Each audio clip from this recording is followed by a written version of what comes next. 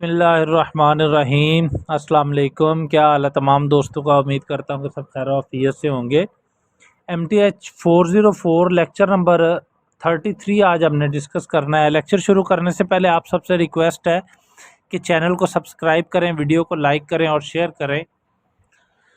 आज कुछ असाइनमेंट्स का रिज़ल्ट अनाउंस हुआ है। ऑलमोस्ट फाइनल की जितनी भी असाइनमेंट्स थी उनका रिज़ल्ट अनाउंस हो गया है और जिन जिन का सोल्यूशन जो है वो मैंने अपने यूट्यूब चैनल के ऊपर अपलोड किया हुआ था और बच्चों ने जो सोल्यूशन मुझसे रिक्वायर किया वो मैंने उनको प्रोवाइड किया। तो आज मुझे पता लग रहा है कि कुछ स्टूडेंट्स के ना मैसेजेस आ रहे हैं कि सर हमारे असाइनमेंट में से फुल नंबर आए हैं, मतलब जितने नंबर की असाइनमेंट थी उतने ही मार्क्स आए हैं। 10 थे तो 10 नहीं आए हैं, 20 थे तो 20 मार्क्स आए हैं। और इसके अलावा क्विज़ का भी रिज़ल्ट अनाउंस हुआ है 501 का। तो स्टूडेंट्स ने 501 का जो क्विज़ था वो मैंने वीडियो अपलोड की हुई है, वहाँ से देखा और बहुत अप्रिशिएट किया उसको भी। मुझे मैसेजेस आ रहे हैं उनके भी। मेरा असल मकसद चैनल बनाने का ये है कि आपको परफेक्ट और सॉलिड चीज़ फराहम की जाए जो एग्जैक्ट हो। मैं आपको हिंट प्रोवाइड नहीं कर रहा। वैसे तो मैथ्स की और भी बुक्स हैं लेकिन मैं और बुक्स को नहीं लिया, मैंने 2 बुक्स को लिया है, MTH 404 और 501 को भी लिए। ये कंप्लीट होंगी तो दूसरी सीरीज़ शुरू होगी और बुक्स की, ठीक है ना। तो मेरा मकसद यही है कि आपको एग्जैक्ट सॉल्यूशन प्रोवाइड किया जाए, ना कि आपको बताया जाए कि जी ये तरीक़ाकार है, इस तरीके को फॉलो अप करके आप अपना क्वेश्चन हल कर सकते हैं। मैंने आपको जस्ट हिंट दिया है या मैंने आपको सिर्फ गाइड किया है कि इस रास्ते पे जाना है। ये नहीं बताना कि जी इस रास्ते के ऊपर आपको आगे नहर भी नज़र आएगी, आप उसमें भी गिर सकते हो, आपको आगे जनाब बाग भी नज़र आएगा, वहाँ से आप फल भी ख़रीद सकते हो। बस कहना कि जी इस रास्ते को जाना है आपने। तो मेरा मकसद जो होता है ना वो ये होता है कि आपको हर चीज़ प्रोवाइड करना और एग्जैक्ट प्रोवाइड करना, ताकि आपको पता चले कि आपके रास्ते में आगे कोई खाई आ रही है तो आप साथ में कोई सामान लेकर जाएं। आपको पता चले कि जी आपके रास्ते में कोई बाग आ रहा है तो आप अपने साथ कोई पेमेंट लेकर जाएं कि जी बाग आ रहा है तो मैं उसको वहाँ से कोई चीज़ ख़रीद के खा भी सकता हूँ। तो मेरा मकसद ये है कि एग्जैक्ट सॉल्यूशन हो ताकि आपका नुकसान ना हो। अगर आप कॉपी पेस्ट भी करें तो सिंपल उसमें जस्ट स्टेटमेंट की चेंजिंग करें। मसलन 2 इज़ इक्वल टू 2 होता है, ये वो जो भी स्टेटमेंट है, divide on both side by 2 या divide on both side by this, इस स्टेटमेंट को चेंज करें। बाकी question as it is copy करें तो आपके पूरे नंबर आ जाए। खैर चलते हैं, वीडियो लंबी हो जाएगी। MTH 404 लेक्चर नंबर 33 है। सबसे पहले हमारे पास एक क्वेश्चन आता है। क्वेश्चन ये है कि वो कहता है any number of particles are projected from the same point. एक पॉइंट से मुख्तलिफ अमाउंट के जो पार्टिकल्स हैं आप उनको थ्रो करते हो प्रोजेक्टाइल मोशन के ज़रिए या ट्रेजेक्ट्री पाथ के ऊपर फेंकते हो at the same instant in various direction with speed v0। अब उनको जो थ्रो करते हो आप मुख्तलिफ डायरेक्शन के ऊपर एक ही टाइम के ऊपर, और उनकी स्पीड जो होती है वो v0 होती है। आगे हमें वो कहता है प्रूव करें at any subsequent time t they will be on a sphere of radius v0 t। Time के किसी भी हिस्से के ऊपर वो एक रेडियस का जो स्फीयर का जो रेडियस है v0 t उसके ऊपर हो, and determine the motion of the centre of this sphere, और उसका मोशन भी आपने फाइंड आउट करना है। नीचे एक डायग्राम है, डायग्राम को समझ लेते हैं। ये वही है कि जी हमारे पास पार्टिकल है जो कि एक ही टाइम के ऊपर हम उनको थ्रो कर रहे हैं और ये ओरिजिन O से निकल रहे हैं। ठीक हो गया। अब इसको मैंने 2 कोऑर्डिनेट सिस्टम नहीं लिया है, इसका 3 कोऑर्डिनेट सिस्टम लिया, मतलब x, y और z कंपोनेंट हमने इसके लिए हुए हैं क्योंकि ये डायरेक्शन इनकी मुख्तलिफ हैं और एक ही डायरेक्शन में नहीं जा रहे हैं। ठीक हो गया। अब ज़रा इस डायग्राम को समझ लें कि this is x axis, y axis and z axis. एक पार्टिकल जो है वो ट्रेजेक्टरी के ऊपर जाता है जिसको पी पॉइंट के ऊपर उसकी वेलोसिटी वी नॉट होती है और ओरिजिन से पी पॉइंट का डिस्टेंस जो है वो आर ले लेते हैं हम। Because particle is in all direction so velocity is written as v naught is equal to we naught cos alpha i plus we naught cos beta j plus we naught cos gamma k. जी तो ये हमारे पास velocity के components आ गए, v naught cos alpha i plus we naught cos beta j plus we naught cos gamma k. ये Y सा जो नज़र आ रहा है ना, ये गैमा है। असल में ये क्लियर नहीं हो रहा था तो मैंने इसको थोड़ा सा बोल्ड सा कर दिया। At any time T particle at point P, वही बात ना कि किसी एक टाइम के सब्सिक्वेंट टाइम के ऊपर जो है वो पार्टिकल जो है वो पी पॉइंट के ऊपर पहुंचता है, ठीक है। So O P is equal to R, मतलब अब ओरिजिन से पी तक का जो डिस्टेंस है वो हमने आर कंसिडर किया हुआ है ना, O P is equal to r. तो आर हमारे पास क्या हो जाएगा जी, x i plus y j plus z k. As a force of gravity acting negative direction of y axis, y axis हमारे पास ऊपर की तरफ मूव कर रहा है ना, ये ऊपर को जा रहा है वाई एक्सिस, लेकिन जो ग्रेविटी है वो नीचे की तरफ है तो वो नेगेटिव हो गई। तो हम फिर इसको लिख सकते हैं ऐसे कि जी सो इक्वेशन ऑफ मोशन हमारे पास क्या आएगी, m a is equal to minus m g j, y ये वाई का यूनिट वेक्टर होता है, जे जो है आई जो है वो एक्स का होता है और के जो है वो जेड का होता है। तो एम एम से कैंसिल हो गया तो हमारे पास आ गया ए इज इक्वल टू माइनस जी जे। अब हमें मिड के सिलेबस में पता है कि जी वेलोसिटी हमारे पास जो सॉरी एक्सेलरेशन जो होता है ना वो change in velocity with respect to time होता है। तो चेंज इन वेलोसिटी होता है d v over D T.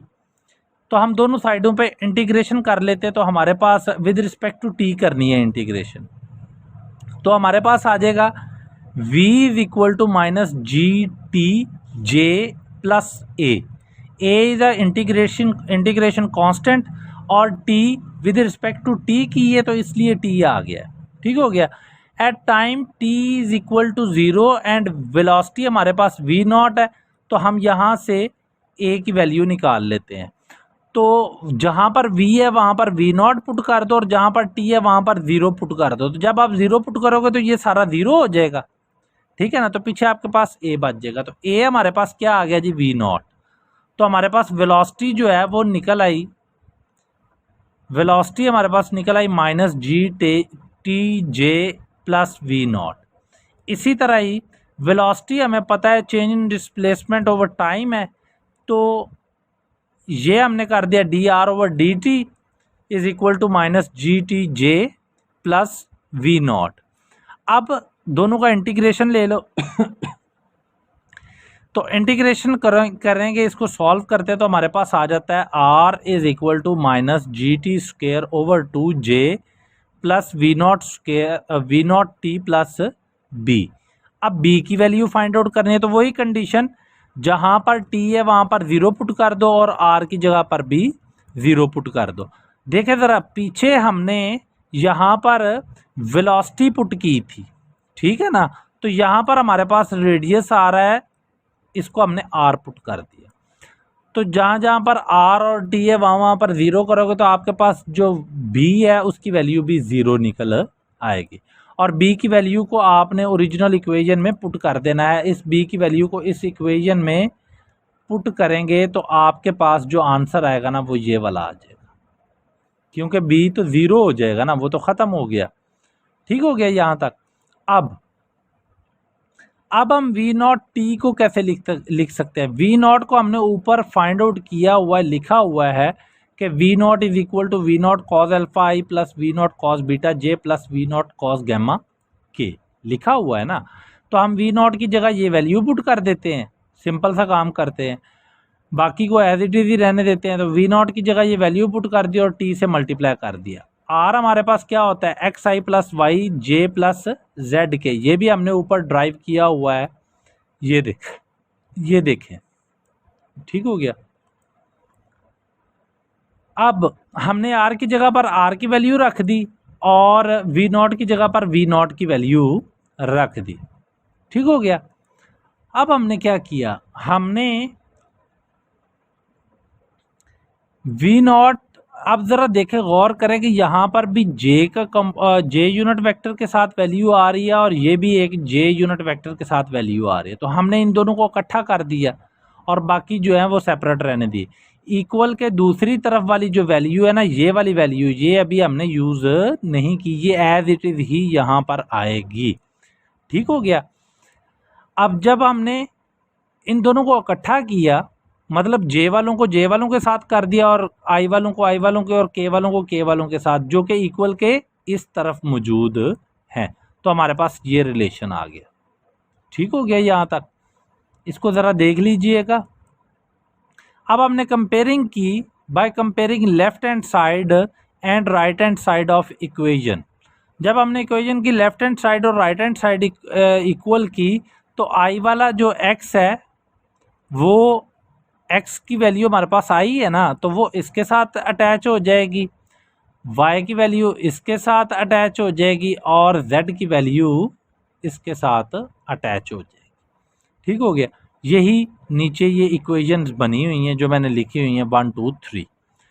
अब हम इक्वेशन 2 को ज़रा यूज़ करते हैं और इसको रीअरेंज कर लेते हैं, मतलब कि हम cos v naught cos beta t को एक साइड पे कर लेते हैं और दूसरी रकम को एक साइड पे कर लेते हैं, क्योंकि हमारे पास यहाँ पर v naught cos alpha t एक साइड पे है, v naught cos gamma t एक साइड पे है, इसी तरह हमने v naught cos beta t को एक साइड पे कर लिया और दूसरों को एक साइड पे ले गए। अब हमने adding square of equation 1 2 and 3, 1 2 और 3 ये हमारे पास इक्वेशन हैं, इनके हमने स्क्वायर लेने हैं और उनको हमने ऐड कर देना है, ठीक हो गया। x का स्क्वायर x आ जाता है, z का स्क्वायर z आ जाता है और y का स्क्वायर हमारे पास क्या आएगा, y का स्क्वायर हमारे पास ये वाली वैल्यू आएगी जो हमने y की वैल्यू ड्राइव की हुई है। और y क्या हमारे पास cos beta V naught cos beta T है ना, कॉस बीटा टी की वैल्यू ही y नॉट निकाली हुई है ना, बीटा एंगल जो है वो y नॉट y के साथ आ रहा है, ठीक है, तो वो y की जगह पर हमने पुट कर दी, ठीक हो गया, और स्क्वायर ले लिया। दूसरी तरफ भी हमने इक्वेशन सारी को जमा किया और उनके स्क्वायर ले लिए। अब ये तो एज इट इज ही रह जाएगी, ये वाली इक्वेशन जो है ये एज इट इज ही नीचे आएगी इस स्टेप पे, लेकिन इस इक्वेशन से हमने v naught square T square हमने कॉमन ले लिया और पीछे हमारे पास बच गया cos alpha square plus cos beta square plus cos gamma square. Cos alpha square plus cos beta square plus cos gamma square हमारे पास इक्वल टू 1 होता है, ये फॉर्मूला है, ये याद रखना है आपने, इक्वल टू 1 होता है। तो 1 पुट कर दिया हमने, तो हमारे पास जो रिलेशन बचा वो ये बच गया, X square plus Y plus G T square over 2 square और plus Z square is equal to we naught square plus we naught square T square, ठीक हो गया यहाँ तक। अब ज़रा देखेंगे हमने इक्वेशन ऑफ स्फेयर बनानी है, तो जब हम इक्वेशन ऑफ स्फेयर पढ़ते हैं तो उसमें माइनस की वैल्यू आती है। अगर हम -0 कर देंगे इधर भी यहाँ पर भी और इस वाले प्लस को हम माइनस इंटू माइनस लिख सकते हैं ना, मतलब जब आप इसको ऐसे लिखोगे माइनस इंटू माइनस तो ये फिर ऑलरेडी इक्वल टू ये प्लस के ही होता है, ये हमें पता है, ठीक है ना। तो इसको भी हमने नीचे वाले स्टेप में यही काम किया, तो हमारे पास जो है वो कुछ ये वाला रिलेशन बन गया, ठीक है। तो इसको हम कहते हैं this is the equation of sphere. तो सेंटर ऑफ स्फेयर आपके पास क्या होगा, ये वाली वैल्यू 0, फिर ये z की ये 0 और y की ये वाली माइनस की जो है, क्योंकि हमारे पास माइनस आ रहा है ना यहाँ पे, ये देखें ना ये वाला जो है ये माइनस है, मैं इसको करता हूँ आपके पास, ये देखें ये जो है ये हमारे पास माइनस का है, ठीक है ना। बाहर तो माइनस जो है वो फॉर्मूले का, लेकिन अंदर वैल्यू माइनस की है, तो वो माइनस आ गया। तो रेडियस ऑफ स्फीयर क्या होगा हमारे पास, वी नॉट टी होगा। अगर आप इसका अंडर रूट ले लेते तो ये आपके पास वी नॉट टी आएगा ना। तो ये तो था जी आज का आपका लेक्चर। उम्मीद करता हूँ कि आपको लेक्चर अच्छा लगा होगा। डिस्क्रिप्शन में लेक्चर के नोट्स का लिंक होगा, वहाँ से आप डाउनलोड कर सकते हैं। और उसके अलावा आप इसके जो है ना व्हाट्सएप नंबर भी डिस्क्रिप्शन में होगा, वहाँ से भी आप ये नोट्स हासिल कर सकते हैं। इंशाल्लाह जल्द मिलते हैं अगली वीडियो में। तब तक के लिए अल्लाह ताला आप सबका और मेरा भी हामी और नासर हो। अल्लाह हाफिज़।